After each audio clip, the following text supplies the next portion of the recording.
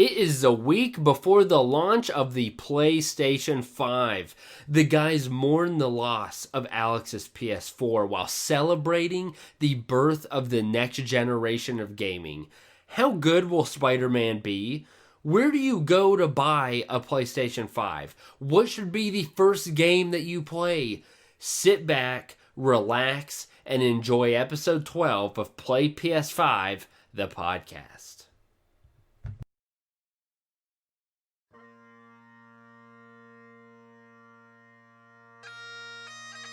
Alex's PS4 died peacefully at its home on November 12th at the age of 7. PS4 is survived by its owner, Alex, and his dear friend, Adam, who illegally made it his primary PS4 so he could mooch off of Alex's games without paying for them. My PlayStation 4 was preceded in death by its little sister Vita and its uncle iToy. While it was known for many great accomplishments, namely the existence of Vertigo Home on the PSVR, and that time Money Williamson was able to join my party without my permission and chat with me and keep asking me about joining his crew, even though I didn't know what he was talking about, it also cannot be brought up without mentioning some of its faults. Like a fan that blows harder than Adam's auntie on election night, and the fact that the entire Kingdom Hearts library exists on it. Despite that, it came into this world with knack, and it left this generation with Last of Us Part 2.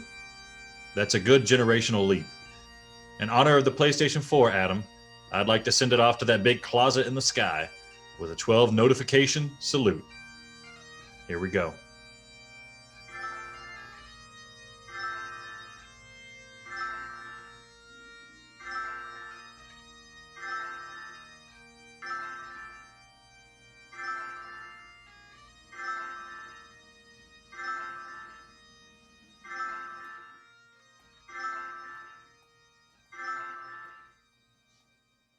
Thank you. Well, that was friggin' annoying. And it's almost here, folks. Let's go. This is Play PS5, the podcast. We got a great show. And, dude, I am ready to tap this episode hard. Alex, I know you lost your PS4, but are you ready to talk about the PS5?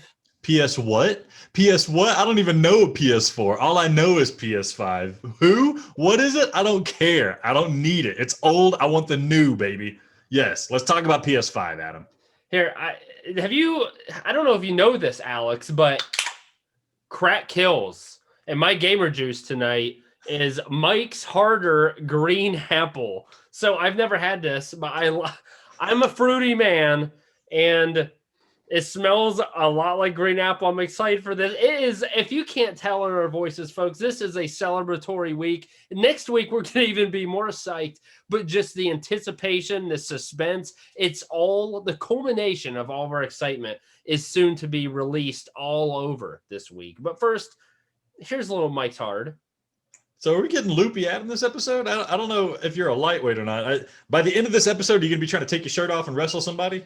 You're lucky I don't already have my shirt off. So it has a really good first flavor. Like it tastes like, the green apple Jolly Rancher. Yeah. That's the first thing you get. And it's real good. I'm like, oh, dang.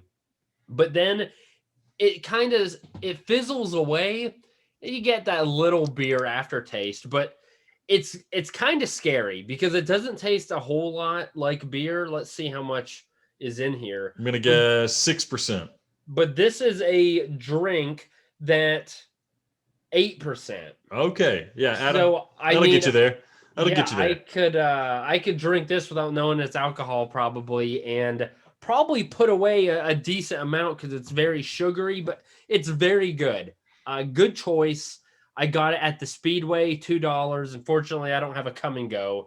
I wish I could come and go, but I can't. What are you drinking tonight? I went down to the Come and Go, made a family trip down there, and I got Rockstar Energy Drink Silver Ice. I got it because it has Cyberpunk on it. It's Cyberpunk 2077. It's going to be one of the best games to come out. It was supposed to come out November 12th along with the PlayStation 5. I was going to try to figure out what am I going to do. Got these PS5 games to play, but one of the best games ever is about to come out.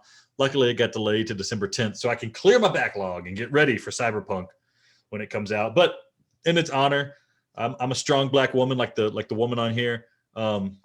Cyberpunk. Pure zero energy.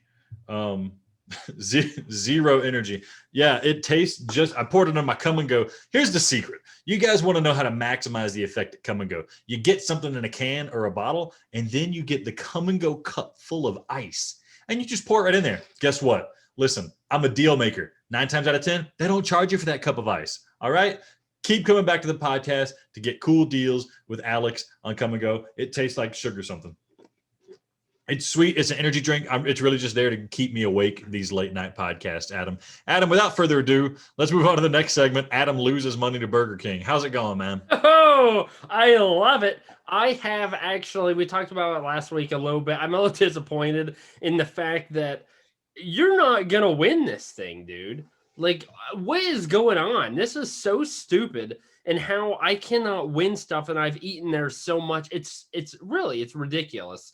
But whatever, I am putting a receipt in right now. Alex couldn't get his to work because he sucks butt munch. Mm-hmm. And I'm going to, what do you think I'm going to win, Alex? Or do you think I'm going to win anything? I think you're going to win another hot fudge sundae that normally costs 50 cents, but you got to pay $1 to get it for free. Good news. Well, good news. I have a token. So I actually got it up. Here we go, folks. Straddle in. Here it is, baby. Oh, it's a woohoo. Oh, I got fries. I was going to say fries. Boom. I got free medium fries with a $1 purchase. I do just want to say that apparently it's a big issue. There's a scam with Burger King right now where employees have been stealing receipts in order to enter them. There's also the scam on the other side where we we are just making up receipts and trying them over and over again, and it's working. But they fixed that to where you can't play multiple times a day. Yeah, still, but okay, on a different receipt, right? You just do the same receipt.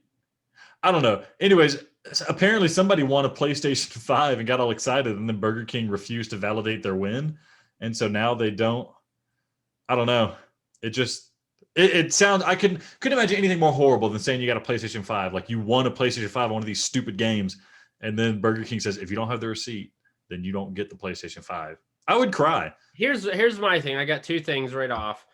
First, when I won Demon Souls, it did not tell me keep the receipt, validate. It just said you will receive your downloadable code in 4 to 6 weeks. So if I don't get that, I mean, I threw the receipt away. I don't have it because it said I won. I mean, I have some receipts. Maybe if I'm really lucky, I kept the one that goes with it. But so how many weeks ago was that? 4 to 6 weeks? It's gonna be well past the launch before you get that. Oh yeah, I know. That sucks. It does suck. What if the PlayStation 5? Nobody's gonna like the PlayStation 5 anymore by the time you get the one that you won. Yeah, exactly. And then here's the other thing with that. I feel like with the I don't know, man. With the PS5, if you win it, you should just get it, right? Mm-hmm. I mean, you validated it on the app. Don't have a garbage app if whatever. Also, that's what I think. Yeah, this is like a multi-million-dollar company. What are you doing having a garbage app? There's dudes living by themselves in their mom's basement.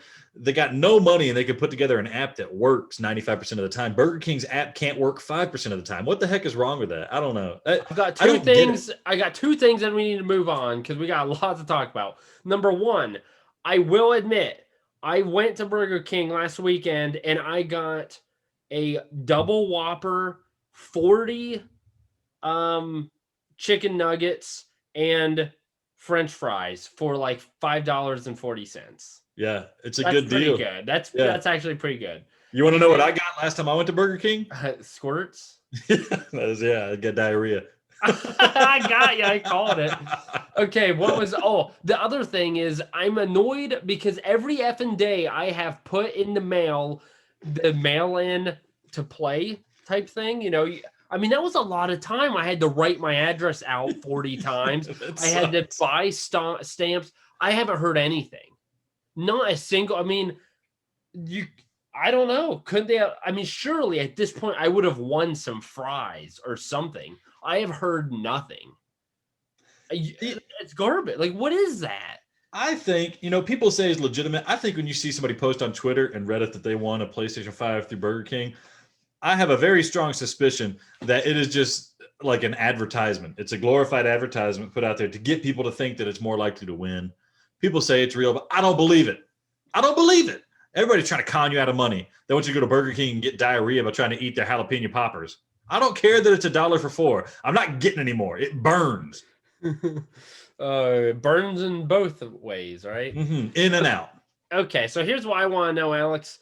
I feel like I know yours, but they came out, Sony did, with a release and said, because of COVID and the safety of the people who want to purchase it, they are not going to have any in-store sales. All sales for the PS5 are going to be online. So does that affect you? Do you care? What is your plan for launch day to get your system and get up and going with the PS5?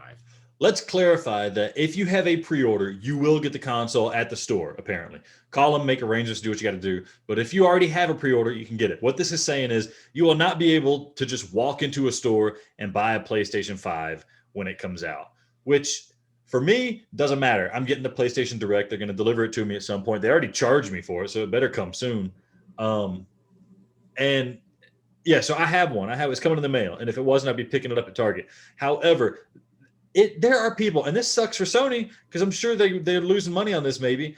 There are people who don't care about it, and then they get caught up in the hype. And then it's D-Day. November 12th, they're like, wait. PlayStation 5 is out. PlayStation 5 is out, and a new stimulus package just got passed because, the Senate and the House and all them, they're waiting for the PlayStation 5 to come out before they pass the new stimulus check. And so probably November 10th, they're going to pass it. And then everybody's going to have this money and they're going to go to the store and be like, I'm going to go buy a PlayStation 5. And it's not going to be there because of COVID. Really, it sucks. People get caught up in the hype and they want to buy the console. Or sometimes there's just people who don't know how to do the pre-order stuff. And they think, yeah, I'll go to Walmart and get one when it comes out. And they're not going to be able to get one. That sucks big time. Although I totally understand you don't want to be a vector of transmission for this virus. So I can't blame Sony for that. But I feel bad for both parties. I feel bad for the people who want to get it, and I feel bad for Sony, who's going to be missing out on some lost revenue because they can't just ship a whole buttload of PlayStation 5 and watch them get deleted off shelves.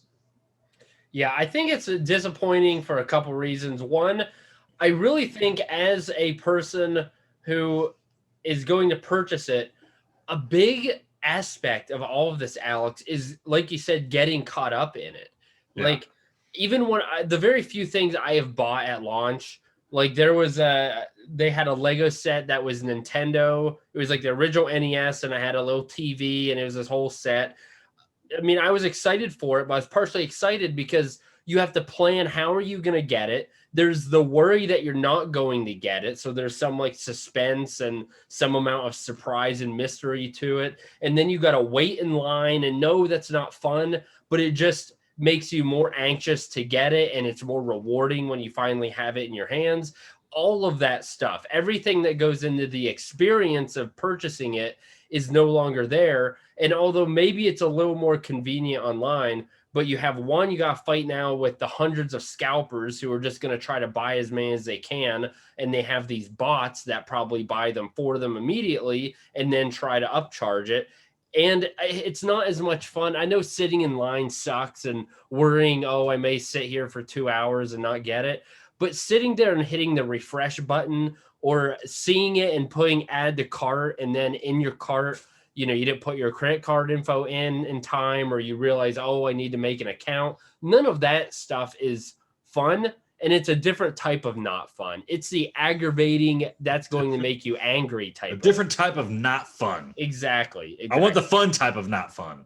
So yeah, for me, since I have GameStop pre-order, the day of that Sony made that announcement, I called GameStop and I was like, hey, Sony made this announcement. I just read it.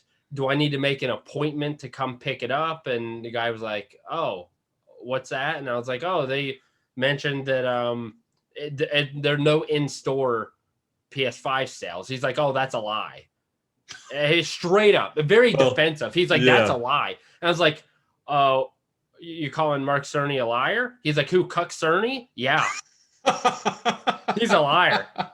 You come here and you're going to have your PS5. And I said, okay, boy, see you 10 o'clock on Thursday. So the question here is, Alex, real quick for me, do I go at like 9 just to be sure I'm first in line. I don't gotta wait behind anyone else. Like, I want to get my PS5 and I want to get out there. Do I get there early, or do you think I'm safe to just show up at 10? I think you should follow the advice of the man who coined the term "cuck Cerny." Yeah. I love how you find that. I knew I was gonna get you on that. How'd you give me? I don't know why it got me so hard. I just was not expecting the dude working behind the counter at GameStop. Oh, cuck Cerny, like he knows it. sorry, not good audio. Oh goodness gracious. Yes. No, but really, like, of course, who are you going to trust? Some dude who works at like a regional branch of GameStop, or the like CEO or an official PR executive of Sony regarding how they're going to be selling the consoles? Yeah, you can call GameStop. They're going to have them for you. Do you need to get there early? I mean, I say get there as early as you can, just because you want to get it as early as possible, right? And God forbid something crazy happen. Be careful. There might be some hooligans out there waiting to mug people for their PlayStation 5. So maybe, I don't know, wear some camouflage. They're going to wait outside, and as soon as I get it and walk outside of GameStop, they're going to mug me? How's that going to work? I don't know, man. I don't know how muggers work. I don't think that's going to be a thing. All right. I mean, okay. Yeah, all right. Be careful. Who cares? I don't care. I don't care about you and your family, Adam. No, here's the fact that you can't go to a store and get it is disappointing, because it's a generational thing. Like, only once every 7 years does this happen, and it's annoying and it's stupid and we make fun of them. But it's just like, man, what is a video game launch without that person on the morning Channel 2 news where, Debbie from the weathered side is like, there's a guy camping outside of Best Buy. He said he's been here for 7 days for what? The PlayStation 5? Oh my goodness, he's 30 years old? Oh, I thought only kids played these. I love that. It's a nice little window into the lives of the people who don't get caught up in the hype. And that's a diminishing group of people. So, and I don't know. It seems like a facet of the experience that's not really important has been taken away from us. So Adam, get there as early as you can so you can get your console and play it as early as you can. You never know what's going to happen. Wednesday after work, going straight to GameStop. I wish they would have a midnight release. Yeah. If you want to prevent COVID, freaking have the launch spread out. So they did verify that they're going to give it to you Wednesday, the 11th? No. I was joking. No, okay. They are doing Thursday at open, which is at 10 a.m. Okay. I mean, I've heard of people, I thought I heard somebody say they were giving it the night before. I don't know. You hear about that kind of thing. Like, they can give it away and, in California at 9 because it's really midnight in New York or something crazy like that. Yeah, I don't know. Okay, so next topic is, I've mentioned this on the podcast before, and I've told you, right now the PS5 reviews are rolling in. The embargo's lifting. The final embargo is lifting on the 11th. But here's the thing, Alex, and I won't go deep into it because I've already talked about it. I don't want to read these. I think part of the mystery of having a new console, especially one that you have no idea, nothing really about other than the very little they've showed you, is I want to be going in totally fresh, and I want to be amazed and, oh, that's how that works, or look how fast this is. If they go ahead and tell me, oh, okay, to launch up Spider-Man takes 4 seconds, well, then when I buy my system, I'm going to expect that. But if I had no preconceived notions and I just hit a game and it took 2 seconds or, whatever it is, I'm going to be amazed because I'm going to remember the PS4. And so by reading some of these reviews, I feel like it's going to take joy potentially away from those who are reading them. And that is why I personally am trying to stay away from the reviews. Yeah, you're right. I saw the effect that you're talking about. I haven't been staying away from the reviews. I mean, not too many of them. I watched, let's see, I kind of watched some people do, not an unboxing video, but just kind of a review of the hardware in general. I think there's still some things under embargo. I watched a review for Spider-Man Miles Morales. And I'm glad I watched it because it kind of put things in perspective for me. Got me ready. But exactly what you're talking about is what happened, where they say, look at how fast these load times are. And so you're primed and you're sitting there and you're watching the load time, trying to gauge like, how fast is this going to be? And then before you know it, you're sitting there staring at a black screen for more than half a second. And you're like, well, that's not that fast. When really, had they not said anything, I would have been like, wow, that just kind of popped up there. But when they're like, watch how fast this is. And you're just kind of like, okay, yeah. So that was one downside of watching the reviews is they've got me primed to notice things that will not feel as exceptional because I'm noticing them. Namely, like load times. The whole point of a fast load time is that you don't notice it. Now they've got a big giant sign on top of it saying this is a load time and it's small, it's short, which is the opposite effect of what we want.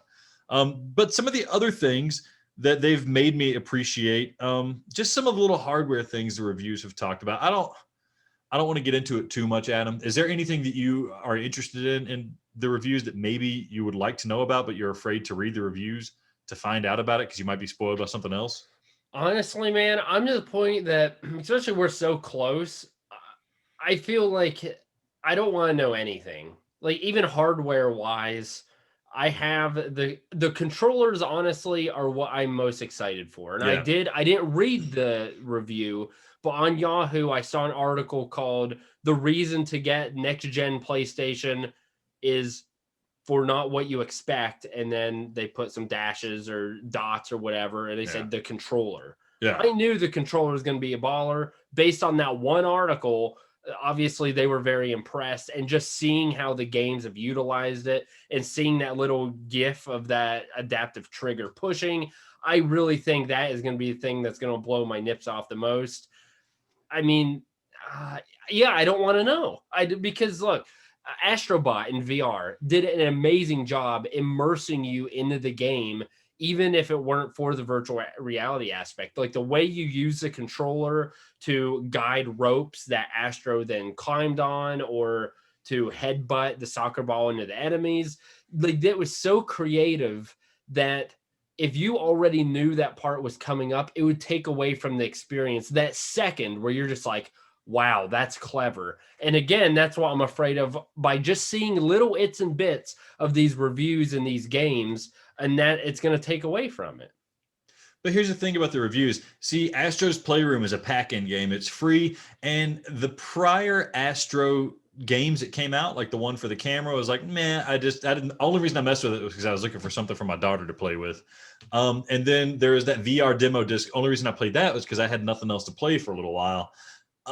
In this situation, I have excellent games to play, and had I not watched reviews of Astro's Playroom, I might not have been enticed to play it. Even if people told me it was good, had I not watched reviews and seen some videos of it and seen what it looks like, I would have not really worried about it. However, that being said, I watched some reviews of it, or I watched some footage of it.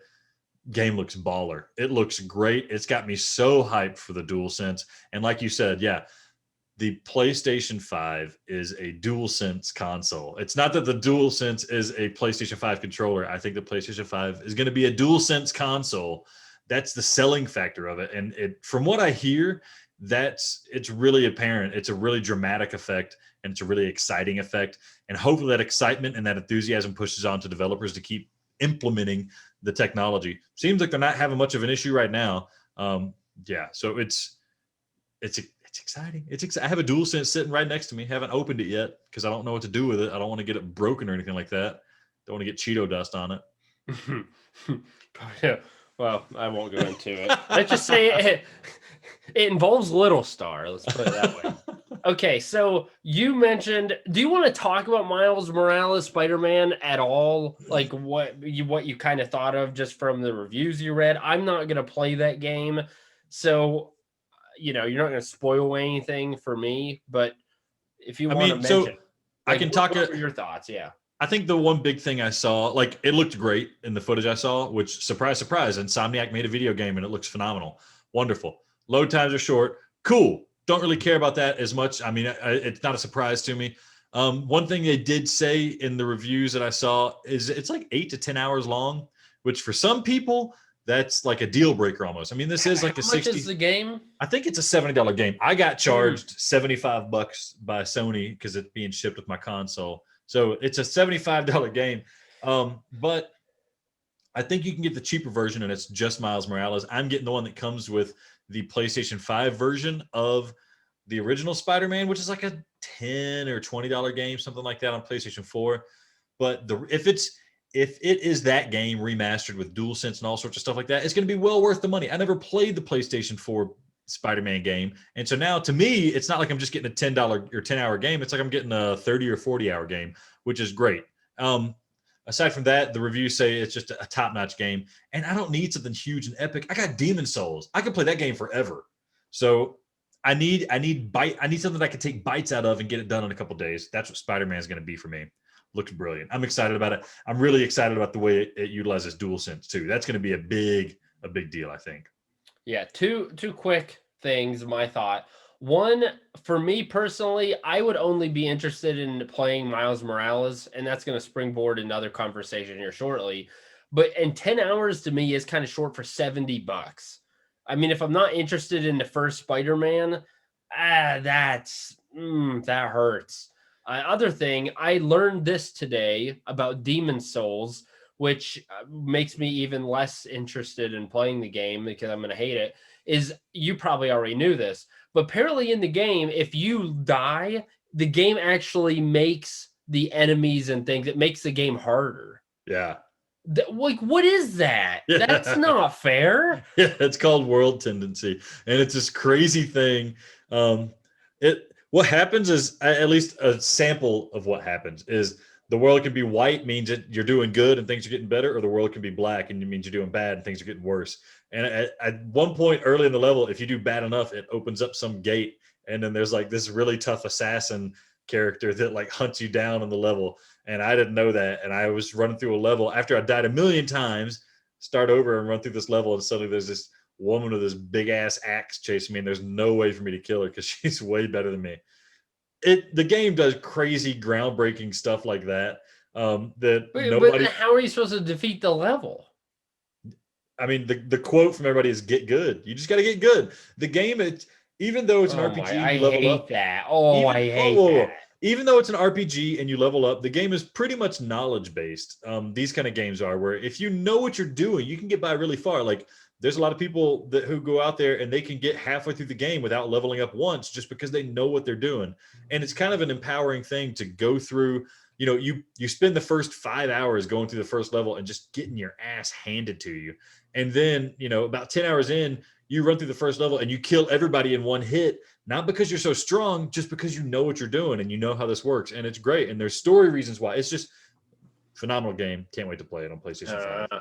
Okay, so as I mentioned, the springboard in our next conversation here is, how much does the availability to play older games help in a system like this? So you mentioned you hadn't played the earlier version of Spider-Man, so that's a plus for you. But my question is this. Okay, you bought the $70 game, you played 10 hours of Miles Morales, now you have the availability to play this PS4 version of Spider-Man. To my knowledge, it doesn't incorporate the DualSense or anything. Let's just say it's a better looking original PS4 Spider-Man game. Why? To me, I would not go back, especially initially. I would say within the first year, there's no way I'm going to go back and play a PS4 game when there are so many PS5 games and a brand new console and new groundbreaking ways to play using the DualSense. To me, it's not a waste, but that doesn't entice me at all. Does that entice you because you think at some point you're going to go back and play those older games like the regular Spider-Man? Every video game purchase I've ever made has been me saying to myself, I'll find time to play this someday, and I never find time. That being said, I'm to use a boxing analogy, a great little man beats a good big man, as in a great PlayStation 4 game is going to be better than a good PlayStation 5 game. And so I'm expecting that Spider-Man, with the enhancements of the PlayStation 5, is probably going to be, even though it's a rehash of the PS4 game, it's probably going to be better than a lot of the PlayStation 5 games that are coming out. I've never played it too, and so I want to play this excellent game that everybody raved about last generation, and now I'm going to get to play the best possible version of it.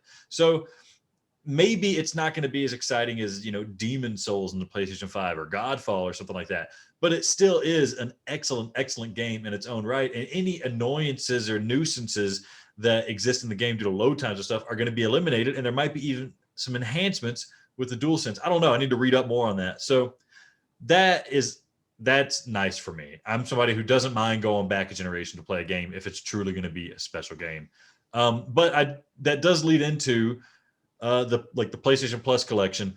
It's been confirmed that those games, some of those games do have enhancements as well. One of the big ones I'm thinking about is Days Gone. That was one of the games that came out recently, kind of universally a 7.5, 8 out of 10. Then the tide kind of turned on it and people realized, hey, it's actually like it's a pretty good game. It's got some oddness to it. There's some performance issues, but it's a pretty good game. Well, guess what? On the PlayStation 5, those performance issues are in the rearview mirror because this game's running at 60 frames per second with dynamic 4K, something crazy like that. So they've taken this late last gen game and brought it up to kind of a new gen standard. And it's a game I was interested in. And now it's free and it's upgraded. It's like coming out of the gate, I have like 18 games that I want to play on the PlayStation 5. And the old games, I now want to play them because they've been enhanced. So it's like I don't know. When a new console comes out, there's always that little bit of overlap where it's like, this might have been able to be done on the PlayStation 4, except for like this little bit here and there. So these games kind of fall into that, and I'm happy and content with that. The best version of really good games that I didn't get to play last generation are now enhanced for me to play now on the PlayStation 5. So I'm pumped. One thing I obviously can't because I don't have a PS4, but what I actually want you to do, it would make for a good YouTube video, is it's kind of work for you, but say take Days Gone, play 1 minute on your PS4, record it, and then play 1 minute on the PS5 and record it. Display it on a YouTube video, and then do a little game. Be like, ask the viewer, hey, can you tell which is which? And play the first one and then play the second recording. And just see, there may be a huge difference. I don't know, but like I remember you were mentioning Bloodborne wasn't. Well, I played Bloodborne. That was the last game I played before I got rid of my PS4. The graphics were real good. I mean, it was dark, but that was meant to be that way. That was an artistic choice. That wasn't bad graphics or anything, but it looked fantastic. Like, I can't think of how else that can look better without actually changing the sprites or the worlds themselves in some way or the vantage point. So you can do things like increase the draw distance. That would help out. I think Bloodborne had some foveated rendering in the sense that like something far away is going to have a little bit of a less resolution. And you notice it in some of the areas where you have big environments and you're looking across the environment and you see that character doesn't look quite fully fleshed out and it kind of pops in as you get closer. The big thing is that Bloodborne was like locked at 30 frames per second and apparently running at 60 frames per second. It is a butter smooth experience compared to what you're used to. Now, I'm not like a frame rate snob, so I have a hard time telling this stuff, but it is one of those things where if you get used to 60 frames per second, which we should be getting used to on the PlayStation 5 apparently, and then you go back down to 30 frames per second, it feels really jarring, like you're watching a slideshow or something like that. So the good thing about getting these enhancements is that it will make it easier for me to go from playing a PlayStation 5 game to a PlayStation 4 game without feeling like I'm making this like giant leap down, giant jump down. That being said, Bloodborne does not have any enhancements. So Days Gone got all these enhancements. Bloodborne apparently hasn't been touched, which is disappointing in the sense that we're not getting a special version of Bloodborne. That's okay because we're getting a cool version of Demon Souls. However, I think that points to the indication that we might be getting like a Bloodborne remaster, or maybe they're going to be making a sequel to Bloodborne and then putting a remastered version of it on, something like that. Like they're playing that Bloodborne card close to their chest because there's been the rumors that Bloodborne's getting remade for the PC, and with PC enhancements is going to be a PlayStation 5 enhancements as well. So I think that might be what's happening. I have no source for that. That's just my own intuition, my own Playstradamus. 0 for 14 prediction rate. Well, you got one right, the subscription service. For the wrong console. Well, yeah. Well, no, they have payment plans for PlayStation. I think GameStop does. Yeah, if you use your credit card and then pay your credit card monthly. I mean, yeah, but I mean, you're kind of, yeah, okay. I mean, I was going to give it to you, but I know. If you don't want to take it, then I won't give it to you. Playstradamus is too proud. He doesn't want to be given anything. Yeah, Playstradamus is an idiot. Okay, next segment, I think we're going to talk about our individual plans in terms of what games do we want to play first, how are we going to dive into the PS5. We're going to talk a little bit more about just our situations, like what happens if Alex's FedEx guy screws up and he doesn't get his package? How tick's he going to be? We can talk about SSD, and then we're going to talk about some of the features Sony then told us about, for example, like how long you've been able to play your games. That's going to be visible. So things of that nature. Stick with us. We're having a good time. You're having a good time. We'll see you on the other side of the break.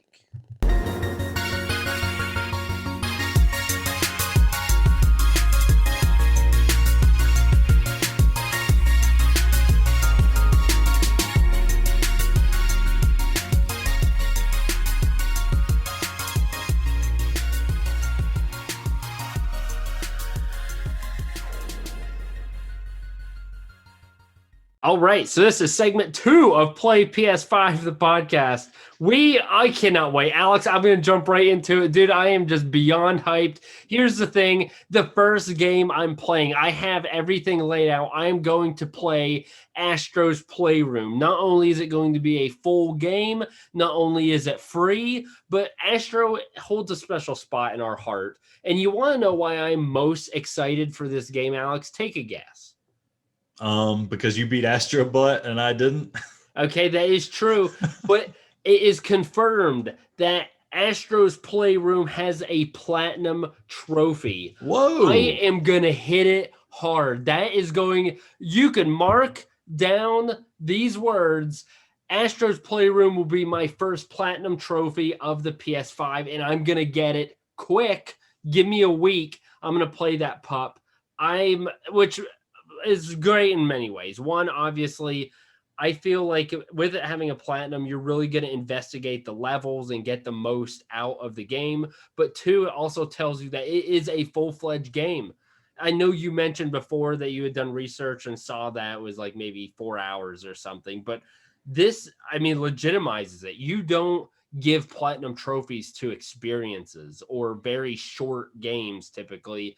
And so I'm pretty pumped. That in itself made me really hyped for Astro's Playroom, and knowing that it utilizes the DualSense to the extent that it does, probably is going to utilize all of its features, really has me off. My knob it's turned. Let's just put it that way. It moved. Yeah. No, Adam, thank you for getting me. I didn't know that, first of all. And now you've gotten me hyped about Astro's Playroom, because you're right. It legitimizes this pack-in game to a new degree. And here's what it tells me. I knew Astro's Playroom was going to be a cool DualSense game, but now what it sounds like is that it's going to be a cool PlayStation 5 game, in the sense that the platinum trophy means there's going to be a lot of secrets, a lot of hidden things, and that means you're going to be able to dive into some of those new features on the PlayStation 5, like the card system and the hint system, where it's like, oh, that trophy, how do I get that? Oh, let me play this video and start exactly in that location. That's what I'm stuff. excited about, because there's all these cool things that the PlayStation 5 is doing that I really don't know how to explore. Like, I didn't know how to stream on the PlayStation 4 for like the first 3 years of me owning it. I didn't know how to do this thing. I didn't know that it was possible. But Astro's Playroom isn't just going to teach me how to enjoy the DualSense, and it's not just going to be a good game. The fact that it has a platinum trophy means that there's things hidden, that it's going to show me how to leverage the new capabilities of the PlayStation 5 in order to get the new hidden items and complete that platinum trophy. That is awesome. Yeah, that's great. That's probably going to be one of the first games I need to think about it.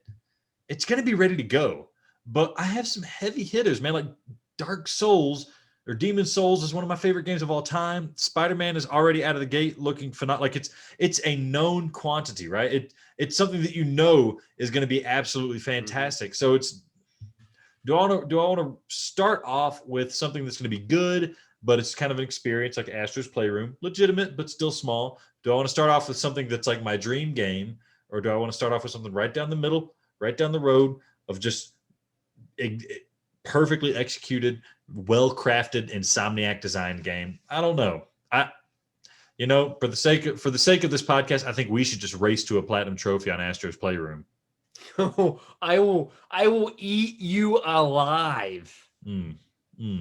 I wish you would. Here's the thing. I want to do a bean bet, but I really think it's unfair, because I know I'm taking Thursday and Friday off, and I don't think you can take both days, and so it's not really fair. So I'm gonna try to take the days off. The crap is that I have to work on Thursday, and I might have to work on Friday, which sucks.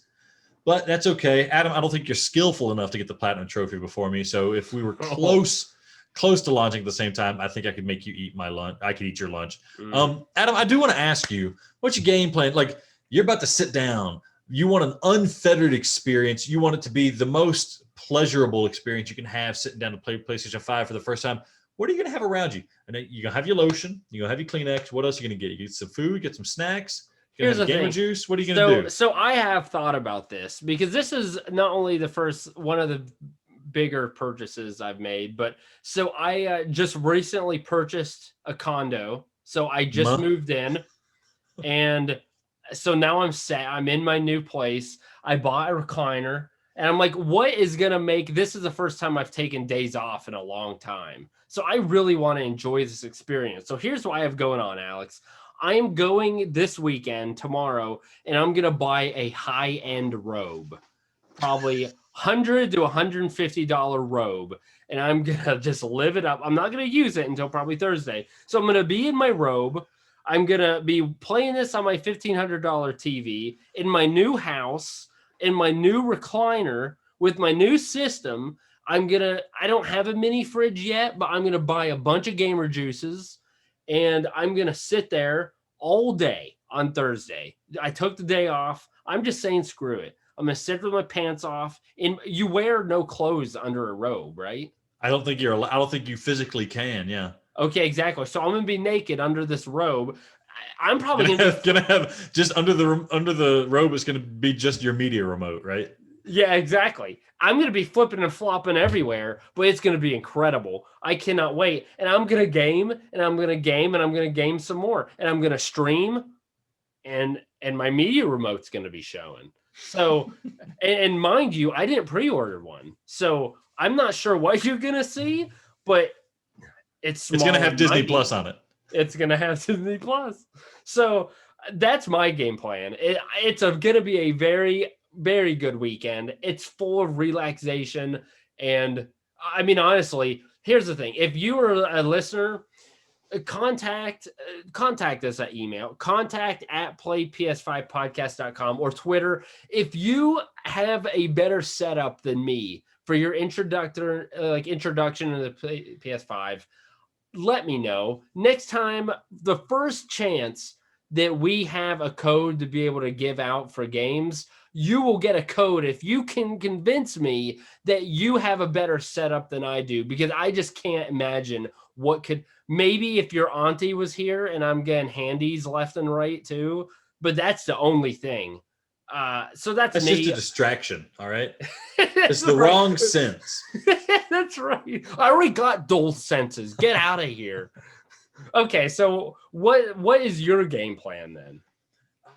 Goodness. I mean, I think about this stuff because it's like, yeah, maybe I'll get like some pizza so I don't have to get up and go get food. I just get that box of pizza sitting next to me and get like some beer or something like that. But then I start thinking like, do I want greasy pizza on my hands when I'm playing the DualSense and then I grime up the DualSense right away? No, I don't want that. And do I want to drink a bunch of beer and then I get like too full and loopy and I can't really enjoy the experience? So here's what I've done.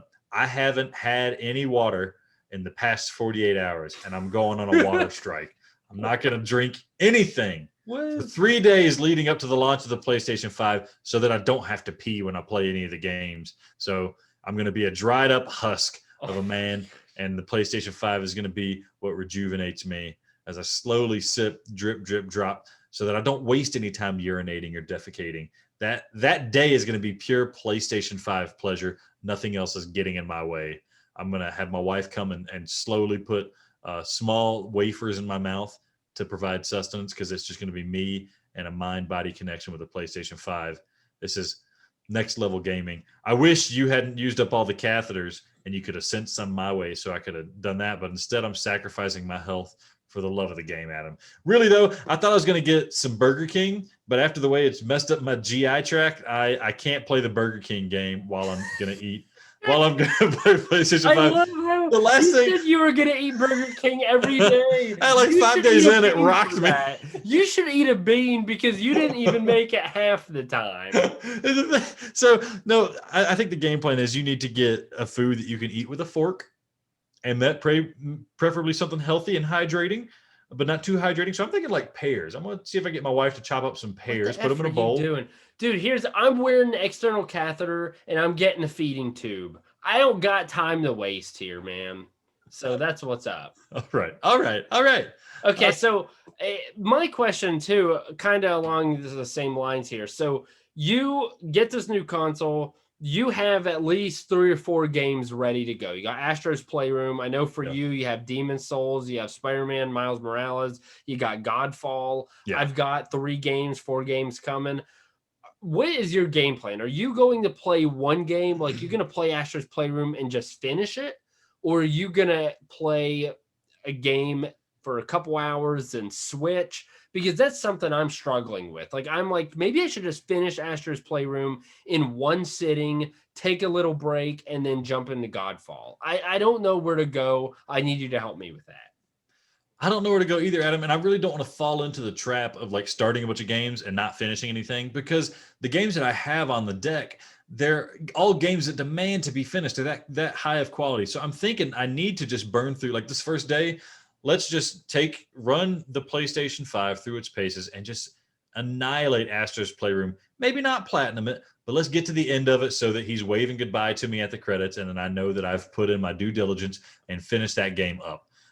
After that, I'm going to work on an AM PM schedule. I'm going to be waking up early, playing Spider-Man in the morning, and then late at night playing Demon Souls at night. How long is Demon Souls? We talking 20 hours?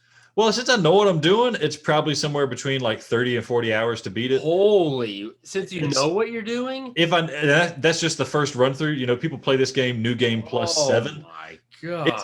It's a game that has a lot going on, and there's a lot of secrets to find, a lot of exploring and stuff like that. Okay, so say me who's never played it. How long? Well, the first time I played it, I got about 80 hours deep into one character and then started a new character and got about 120 hours deep into that character before I beat it. What? That's just because I took it slow and enjoyed it and explored, and it's so fun. Friggin' nuts. Yeah, you can get it. It's got some cool multiplayer stuff going on. So I'm gonna avoid that because we got a lot. We got to cut. I'm on a podcast now. I got to cover other games too. So that's gonna be my schedule: AM game, a PM game, and then if I finish Miles Morales after a couple of days, then I'll play Demon Souls on both, or and then we'll have Godfall whenever you and I can play together at some time. Here's what I'm thinking. For me, maybe start with Astro's Playroom. Yeah, I can finish that puppy on Thursday, easy. If it's only 4 hours, easy. I'm thinking play that and then jump to the Pathless, play it to completion until you're ready to play Godfall, and then I will leave that and play Godfall with you whenever. Finish those 2, and then I can maybe focus on a longer game like a Godfall, maybe like a Demon Souls or Sackboy or one of the other longer games. Yeah, so you bring up a good point, Adam. I think we should on Thursday put a lot of time into playing Astro's Playroom, and then I'm going to be honest, probably whenever my kid comes home from daycare and it's time, I got to play Daddy until she goes to bed, but when she goes to bed, it's time to play Godfall. So I'm going to play as much Astro's Playroom as I can, and then this is the very first day we get it, and then once the kids go to bed, we're going to turn around, we're going to jam on some Godfall multiplayer and really sink our teeth into that. But I don't know about you, I'm going to do whatever I can to get as much sleep as possible. Maybe I will just try to take a nap until the PlayStation 5 comes in, if it's not in like the night before or something like that. Because if I'm going to take half a Thursday off, I'm going to take the whole Friday off, hopefully, and I want to be able to play until 5 in the morning with no repercussions. So get some rest. If you saw my video, what to expect when you're expecting your PlayStation 5, sleep when they're sleeping, all right? Get some rest so you can game all night. So, Adam, are you going to have trouble? How late are you willing to stay up that first night? I mean, the thing is, I'm going to be playing the whole day. So it's not as essential for me to stay up as late as you. I will play, like, for example, if you or Jay Brad or Will or Rich or someone else online is playing like Godfall, I'll play with you. But I'm not going to stay up till 2 in the morning just to play more Sackboy, because I also know I have Friday and Saturday and Sunday.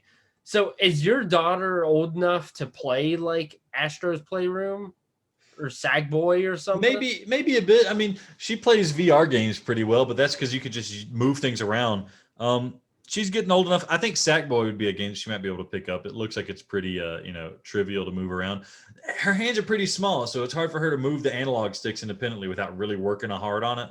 I should probably try to buy one of those like smaller 8-bit dough controllers. Looks like a Super Nintendo controller. But no, she'll play it, but it's not. I'll do some stuff with her. I don't know. She is excited. She watched Spider-Man at school, so I've been getting her hyped about Spider-Man, and so I can hopefully she can sit down and watch me play Spider-Man. That might be kind of fun. What you could do, I've heard people doing this. Actually, I'm not sure. You could probably make it work, trick her, give her the DualShock 4. Oh yeah, and then watch. You play Spider-Man, but she thinks she's playing by pushing the buttons and crap. She's too savvy now because she's played enough video games. I know exactly what you're talking about. You used to do it all the time. Dang. Yeah. Okay, then you're screwed. Yeah.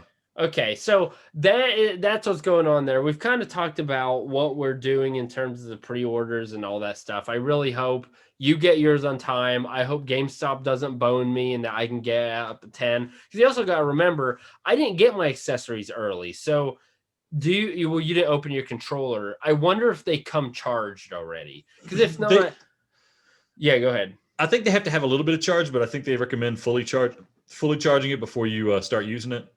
That's just the way batteries are. You never want them to run out all the way. Well, that effing sucks. Well, I mean, I got to set it up to the internet and I got to set my settings. I've got to download the games. It's not going to be like a plug and play thing. So I need to, earlier the better, obviously, that I get that. And then we talk about one thing that the Sony and PS5, it tells you how long that you have played certain games, even the PS4 games. And before I go off in my little thing here, how about you tell me what your thoughts on that are? If you like it, if you think it's a big deal, any of that stuff. I just think that it's cool that information is being transferred from the PlayStation 4 to the PlayStation 5 in the sense that, I heard that once you turn on the PlayStation 5 and you go to the store or you go to your library, bam, all those digital PlayStation 4 games that you own, they're there. They're available to download and play whenever you want to.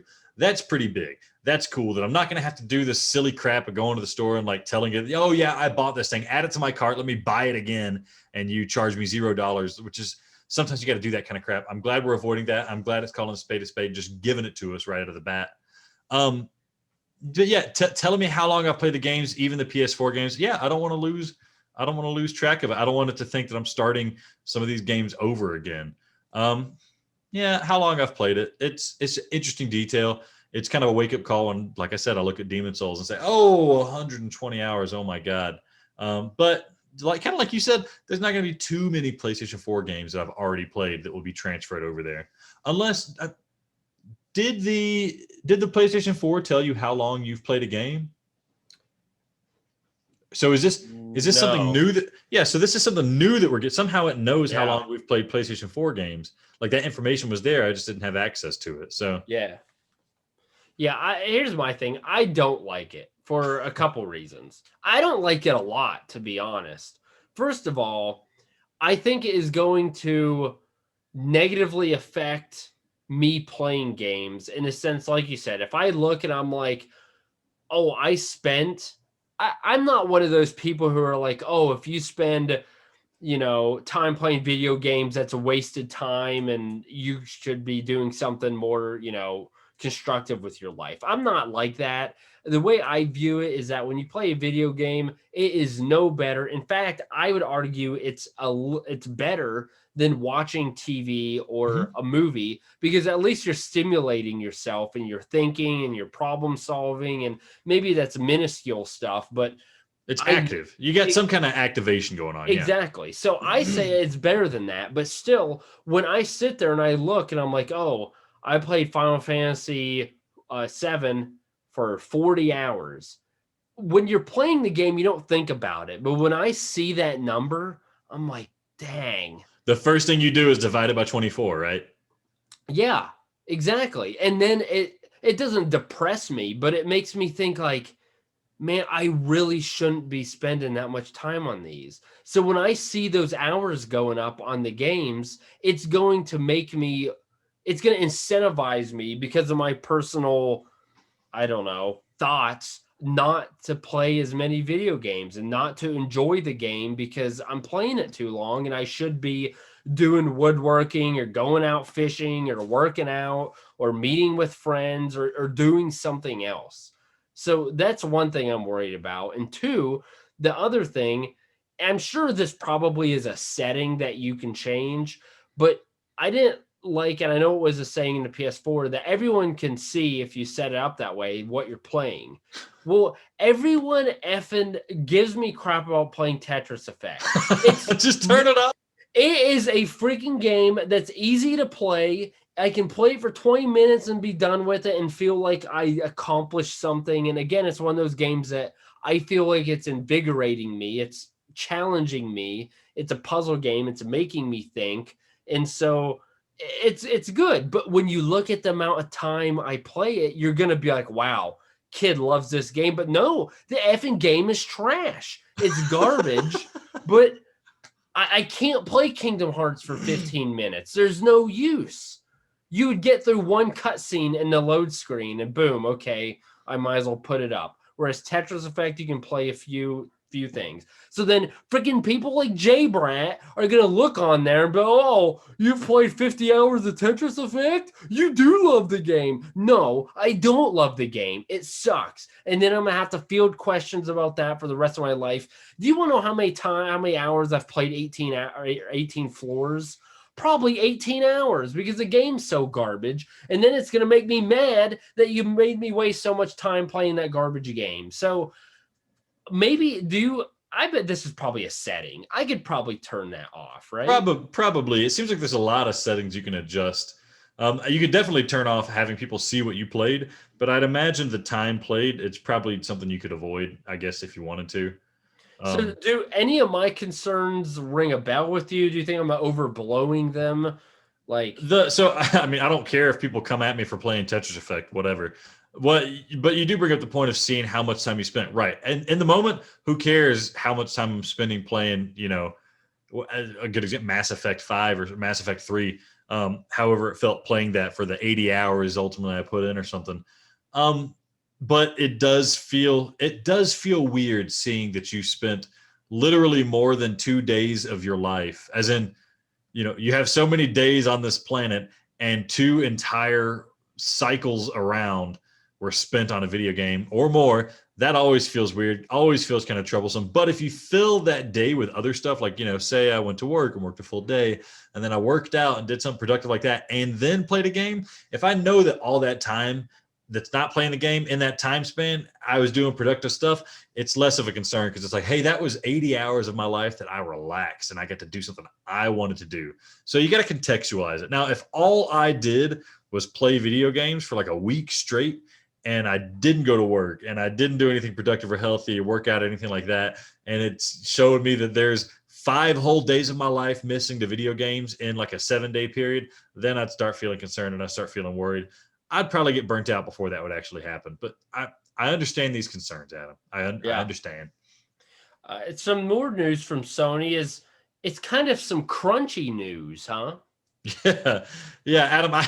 You have no idea what this is. Sony is just set to purchase Crunchyroll, which is basically like Netflix for anime. Adam, what's your favorite anime? Is Final Fantasy anime? No, it's not an anime. I mean, there might be an anime of it. What about Pokemon? Did you watch Pokemon? Oh yeah, that's Pokemon Kid. What about Dragon Ball Z? You watch that? No. Cowboy Bebop, Evangelion? Never heard of it. What's that? There's a witches one, something. Fruits Basket? Nope. Gundam? Nope. Lupin the Third? Oh, what was that game? It was a good VR game, totally underrated. Zone of the Enders Mars.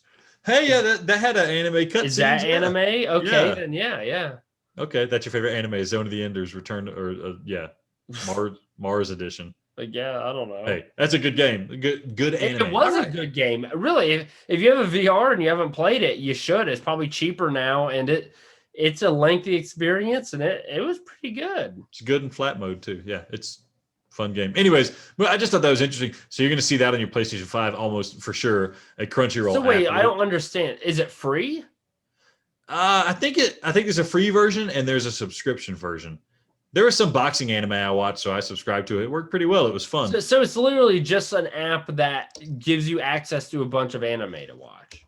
Yeah, it's like Netflix, but only But anime. why? That's so random. It's like a multi-million-dollar purchase. It's a huge app. There's a market for it, man. Okay, here's a question, and this is stupid because I never used my PS4 for watching. I've only used it for playing video games. So now that I have this freaking $600 machine, I'm like, I'm going to use it as my Blu-ray.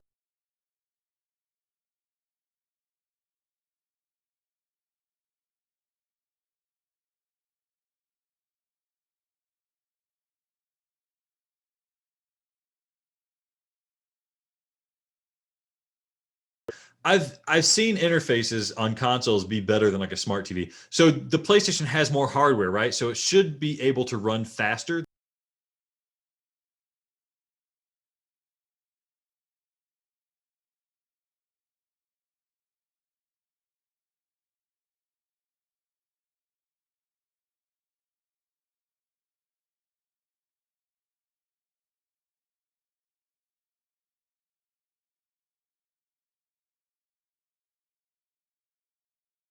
That it has more hardware available to it. Also, navigating with the controller is more comfortable than the whack remote that comes with your TV. So, yeah, you should give it a shot.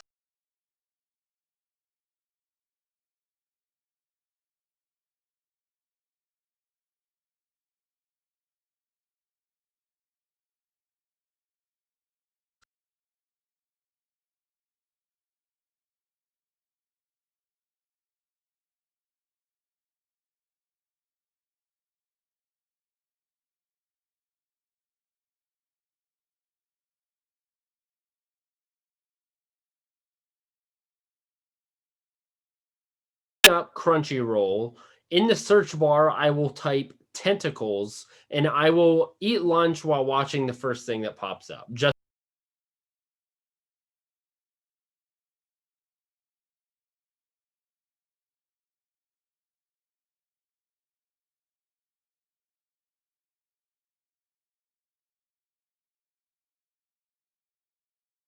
a bit of news is Sony mentioned that there is no SSD edition at launch, which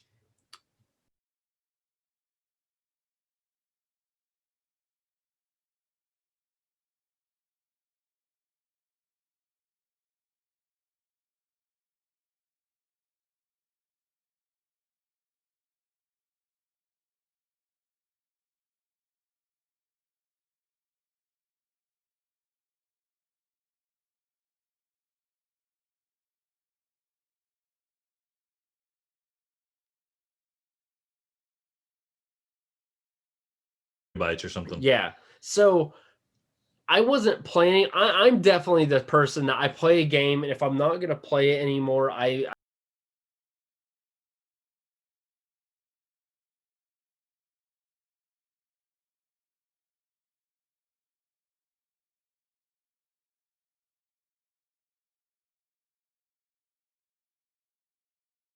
earn you more than it does me. The fact that you can't right now buy an SSD edition for more space. It did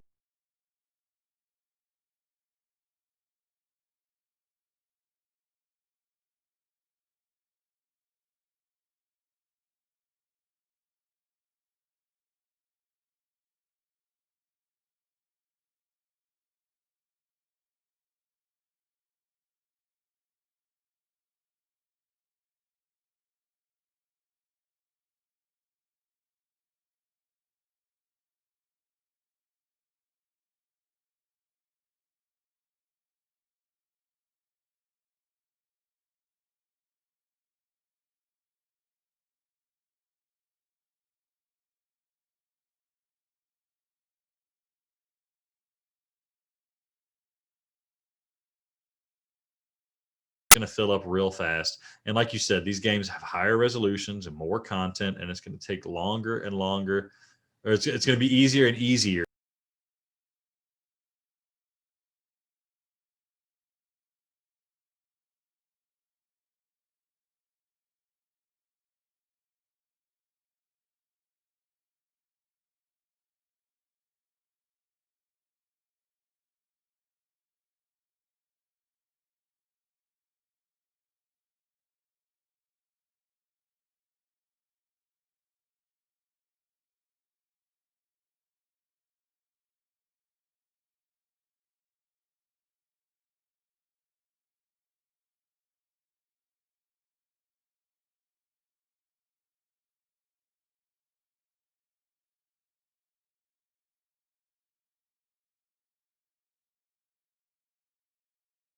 Oh, much larger. It's going to be probably 80 gigabytes. 66 gigabytes. Okay.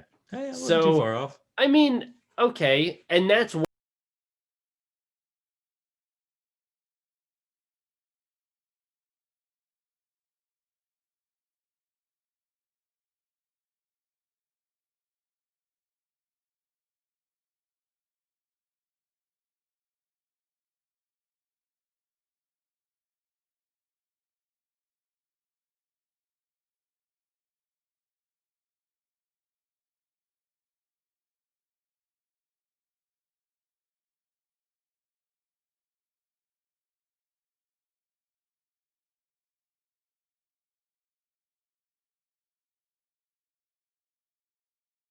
Beat Saber was not that graphically, impressive. So it doesn't take up a bunch of space, but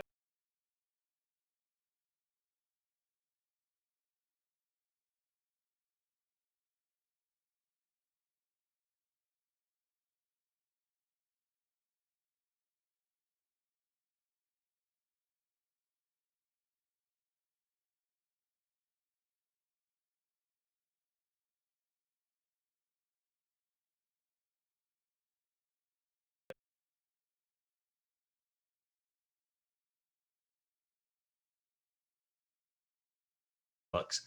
And nobody could buy them, and they were prone to failure, and you couldn't get third-party ones, and it really just kind of ruined things because it's like, okay, I'd buy a Vita, but it'd get full, and I couldn't.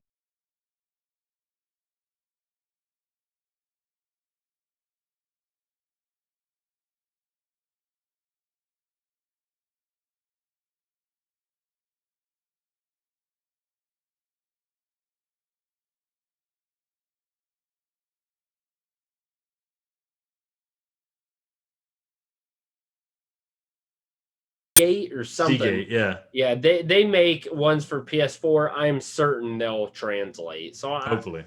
I'm not too worried about that.